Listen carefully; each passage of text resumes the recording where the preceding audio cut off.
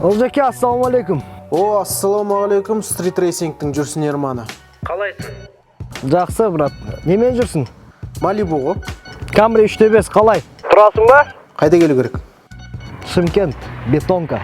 Бетон кеп тұрым ғой.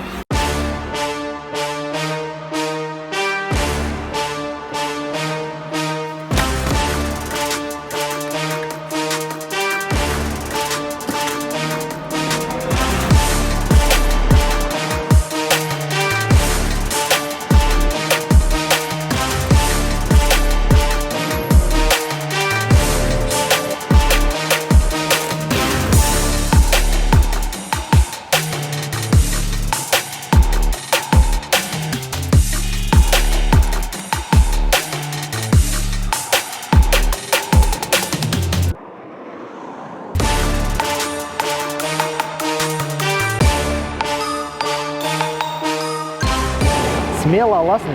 Мен өз машинама қыспаймын, уверенмін, брат. Ол алматинец, айде алмайтын да шарма. Ассалаумалейкум. Алейкум салам. Қазақтың Вин Дизель, амансың ба? Жақсы, жақсы. Олжас. Бекзат, Олжас. Қысқаша, Камри 3-5. 249 аттың күші бар. Алды тартат, 8 сатылық қорап. Сенде 2 литр турбо, 249 аттың күші, алды тартат, бірақ 6 сатылық қорап. Сосын ауа райы мен жағымда емес. Қазір Шымкентте плюс 72. Енді 72 емес шығар, енді 65 бар бірақ енді. Турбинан қызып тұр ғой. Қызып тұр. Көрейік? Дегенмен, көрейік. Бастаймыз. Құласаң нардан құла дейді ғой.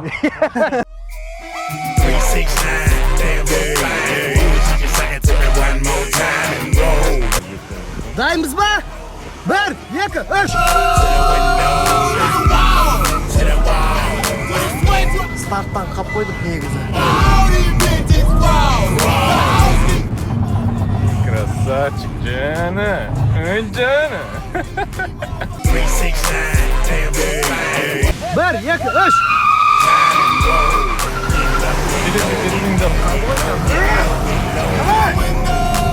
Давай, Камри! Бірде-бір. Все, хорош.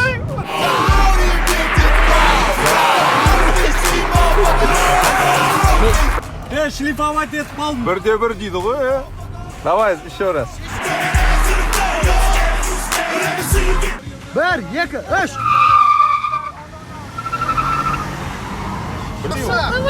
Давай, Бозат! Давай, Бозат!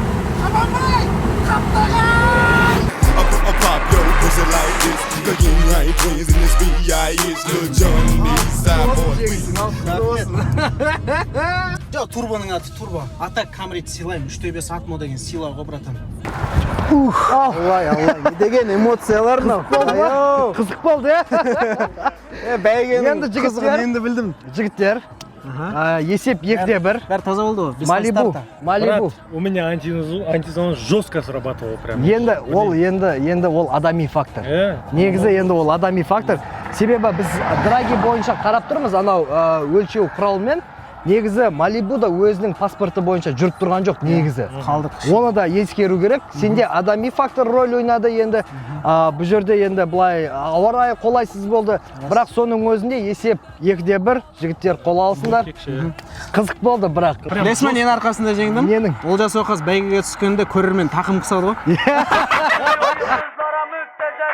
Harmanım, baba nerede çarşafım? Gördüğüm bu paketler benim dermanım. Hoppa yavaşça açıldı fermanım. Sakın kaçma buraya gel la kezbanım. Kafası güzelken banka soymadı.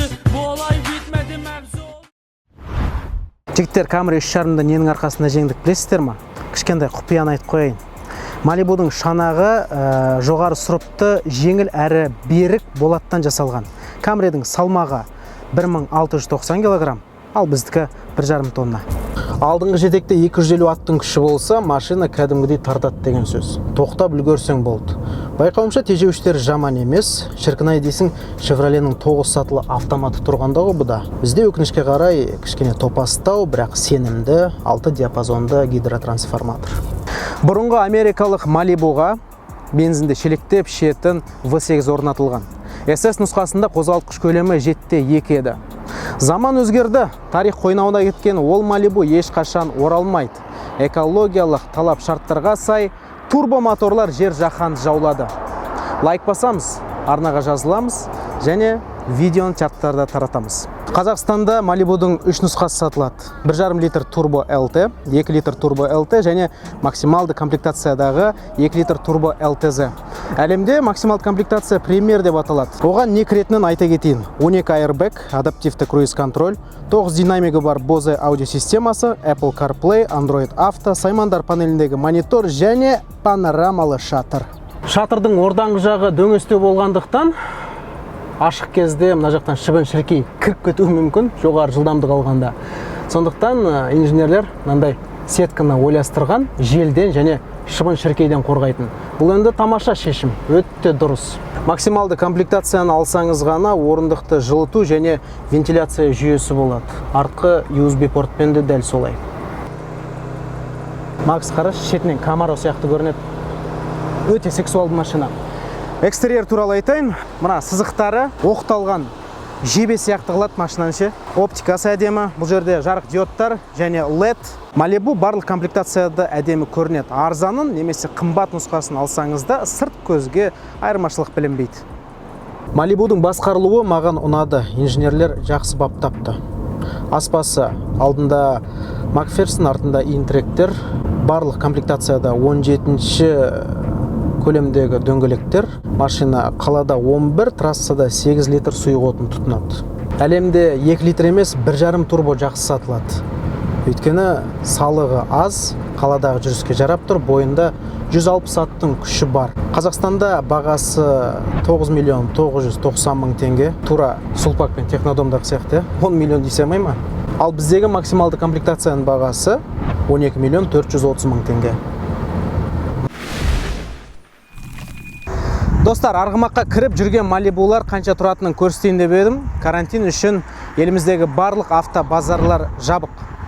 Бірақ бізде көлікті сатуға және сатып алуға ең ыңғайлы мобильді қосымша бар. 26 Malibu'дың хабарландыруы тұр ғой. Мына 1,5 литрлі 2018 жылғысы қызықтырып тұр мені, иесіне хабарласайын.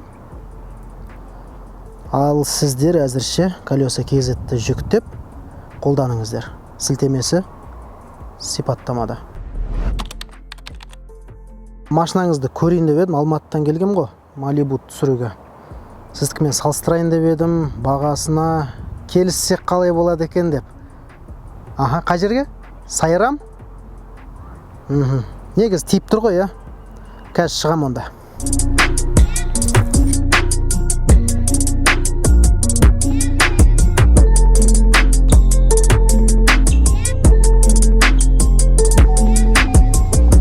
Оңтүстік өңірдің тұрғындары бұл машинаның қадір қасиетін баяғыдан біледі. Хасан, ассалаумалейкум. Ассалаумалейкум. Машинаны сатып жатыр екенсіз, колеса KZ-ті. Сол білейін деп сіздің пікіріңізді.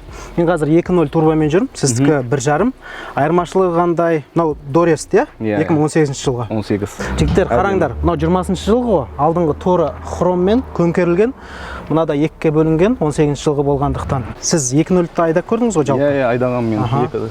Пікіріңіз қызық болып тұр да, не айтасыз жалпы? Жақсы, негізі подвеска, жүру, жолда ұстау өзіні жақсы машина. Жұмсақ, е? Жақсы, иә, жұмсақ. Енді 1.5, негізі 2-ге қарағанда сал слабый мотор.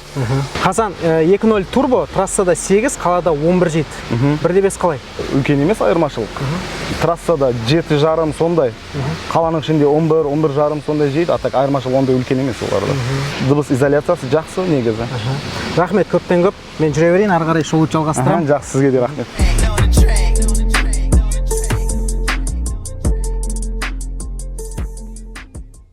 Malibu'дың толық комплектациясында артқы оптикасы жарық диодты. Ал мұржалары 2-ке бөлінген және фейк емес, Мерседестік сияқты. Багаж қақпағы электромеханикалы. Маған ұнамағаны ше. Багаж қақпағын жабуға арналған тұтқасы жоқ. Не нәрседен ұстайтыныңды білмейсің, сондықтан мынадан тартып қалған кезде мына аймақты майлайсың. Артынша ол жер былғанады. Жарайды, шын айтпадың ғой. Жүк салғыш көлемі 447 литр. Камримен салыстырғанда мына астыңғы, қалай айтсам енді, едені дейін ба, паласы дейін ба, кәдімгідей қалың. Ал Камридікі биттің қабығындай жұқа. Ал мынау ұзын көлемді жүкті салған кезде артқы орындықта жазуға көмектесетін тартпа. Бірден айтам, класстастар арасында салонның орындалуы жағынан Сонатаға ешқайсысы тең келмейді. Мінекей, пуш стартыңыз, орталық монитор электронды, климат бақылау бізде 2 аймақтық. Кондиционер істеп тұр. Синхрон дегенді бассақ екі жаққа бірдей өрлейді. Графикасы тамаша. Бәрі анық, бәрі интуитивті, түсінікті. Bluetooth-ға бір емес бірнеше телефон қосылады. Бір қызықты айтайын, мультимедиада Android Auto және Apple CarPlay жүйесі бар, алайда машинаның артқы камерасы жоқ. Chevrolet өкілдердің айтуынша олқылық түзеледі таяуда. Селектор тұтқасы классикалық стильде. Сонатада қазір батырма болып кетті ғой. Бұл жерде ескілікті қолдана салған, заттарға орын жетеді, 2 стақан қойғыш бар, телефонға тағы бір қосымша орын, электрлі тежеуіш мінекей. Табалдырықта мынандай резинкенің болған жақсы. Бұл салонға шаң тозаңды кіргізбейді. Алайда орындалуы мынандай болмау керек. 2-3 жылдан кейін мұны жұлынып қалатын сияқты меніңше. Қалай ойлайсыздар? Пікір жазыңыздар.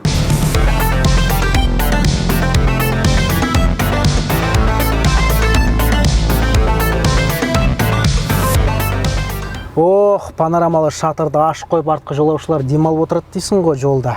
Көкке қарап.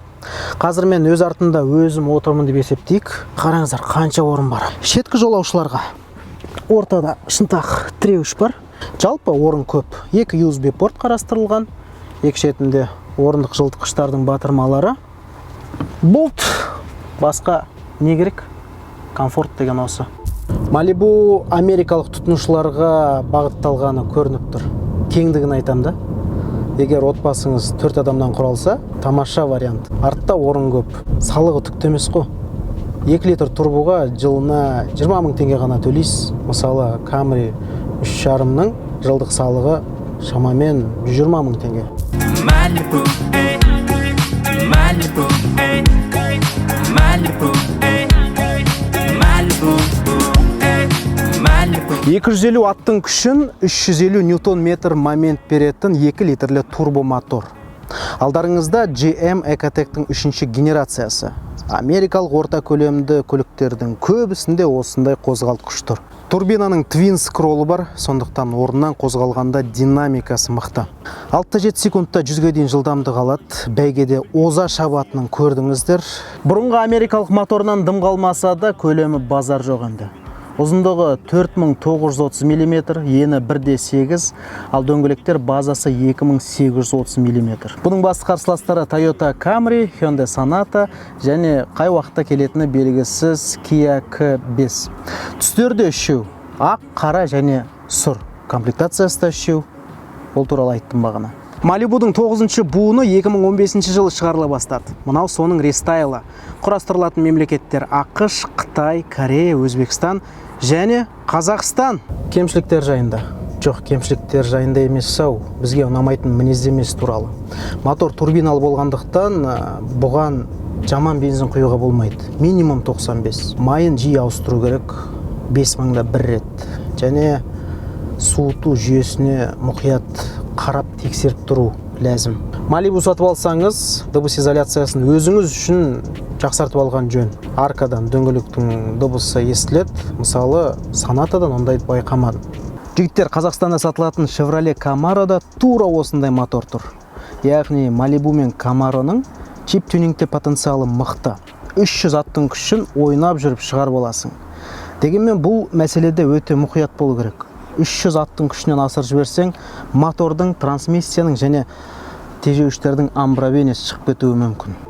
Жасы 25-30-дан асқан жігітке не керек? Комфорт десе комфорт бар бұл машинада, түр десе түрі бар, күш десе күші бар.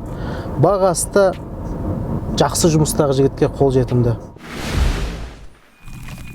халықтың махаббатына бөленген Toyota Camry жай ғана машина емес, бұл инвестиция. Қазір 12 миллионға алсаң, 2 жылдан кейін 15-ке сатасың. Біз туралы алып қашпа әңгіме және стереотип көп қой. Қазақтар Camryмен жүреді, Алматы мен Астанадан пәтер алып жалға тапсырады және тойды кредитке жасайды дейді.